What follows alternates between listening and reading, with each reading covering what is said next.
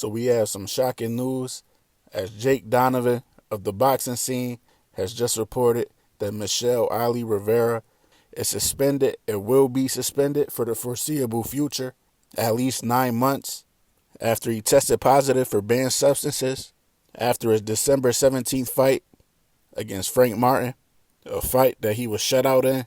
Frank Martin dominated the fight, won every round, dropped Michel Rivera in the 7th or 6th round, I believe, and won a wide, unanimous decision. But Jake Donovan wrote, "A probable suspension awaits Michel Rivera following the first loss of his pro career. The Dominican lightweight remains under indefinite suspension by the Nevada State Athletic Commission, which BoxingScene.com confirmed stems from a positive drug test surrounding his lopsided defeat to Frank Martin last December 17th at the Cosmopolitan in Las Vegas. Rivera tested positive for hydrochlorothiazide and triamterene, both of which are on the ban list under the World Anti-Doping Agency code. The matter remains under investigation by Nevada Commission officials who agreed to extend the temporary suspension pending further review. Hydrochlorothiazide and triamterene are both considered diuretics and largely identified as water pills. The combination of the two help reduce fluid retention and reduce blood pressure. Rivera and his team contend that he ingested the substances unwillingly after being duped into believing he was taking vitamins and supplements. The claim has been met with sympathy, but is unlikely to reduce any forthcoming punishment, as all athletes are responsible for what enters their body. Similar instances normally result in a 9-month suspension issued by the Nevada Commission, along with the 15% fine of the contracted fight purse. Such punishment will leave Rivera out of the ring until September, as the suspension is retroactive to the time of the infraction, which occurred last December.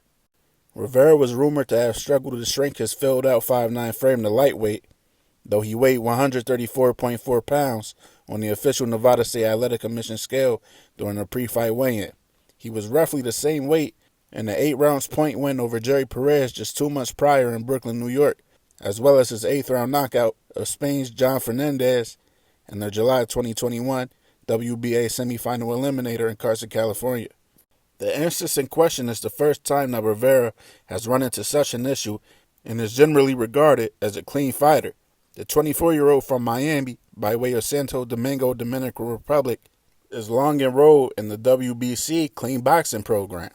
However long the suspension, Rivera is expected to campaign in the 140-pound junior welterweight division upon his return later this year. Now, this is what I think of this situation. This is a great example of what happens when the fighter needs to move up in weight, but doesn't want to move up for whatever reason. I don't know if they're scared to move up, they're not sure of themselves. I don't know what it is. But this is a good example of one of the things that could come from a situation like that. Besides going in the ring, drain, and getting yourself knocked out, you come across a situation like this. Because the substances he got caught using weren't substances that boost your performance. They weren't performance enhancers. They were to help him get his weight off. They were to lose weight. But people aren't going to care about that. People are going to see he tested positive for something. They're not going to look deeper into it. They're going to see failed drug tests. And in people's minds, that's going to mean steroids, and he was trying to cheat and use steroids. Me personally, I don't think this kid is a cheater. I could be wrong, but I just don't think he's a cheater. I think this is his team. Him listening to the advice of his team, his manager, his trainer, whoever else. Them telling him that he could make the limit. I don't know why. Maybe they thought if they could beat Frank Martin, that could set up a fight with Tank, a big money fight with Tank. I don't know. I just believe this is most likely his team's fault. You know, in the article it said they were surprised somebody tricked them. They didn't know. They thought they were just taking supplements and vitamins. Man, that's bullshit, man. His trainer or his nutritionist, or both of them together, they knew what he was taking. The fighter probably didn't know, but they knew for sure. And now this kid's going to have to deal with their decision and live with the label of a cheater for the rest of his career. And this probably explains his performance against Frank Martin, because I thought Frank Martin would win, but I didn't think he would beat him as easily as he did. And then we saw this picture of him in the hospital after the fight, so everything's starting to make sense now. I still think Frank Martin would beat him. I ain't taking nothing from Frank Martin. I like Frank Martin a lot, but I think the Rivera kid would have gave a little better performance. But like I said, this all stems from fighters not knowing when to move up or being afraid to move up and weight. Or not even the fighters all the time. Maybe it's their team. I don't know. And this is why I respect what Shakur did. You know, a lot of people talked down on Shakur when he missed weight in his last fight against Robson Conceição. But Shakur gave his best naturally. And then when it didn't work, he lived with it. The consequences, got stripped of his titles, told everybody, I'm moving up. There's nothing else I could do. I tried to make the weight. I couldn't do it. But he didn't try to cheat the system, or his team didn't try to cheat.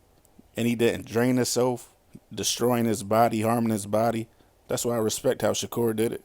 It's also why I respect fighters like Gervonta Tank Davis. Well, he's really the only one that's done it recently. You know, Gervonta Davis jumped 10 pounds from 130 pounds to 140 pounds and fought a top 10 guy in Mario Barrios. And you got fighters out here scared to move up 5 pounds, and they're killing themselves to stay in the same weight division that they've been at for years. That's why you got to take your hat off to fighters like Gervonta Davis who aren't scared and takes those kind of leaps. Instead of killing themselves and destroying their body to make weight just to have an advantage over their opponent because they don't have faith in their skill. But that's what I got. I'm out.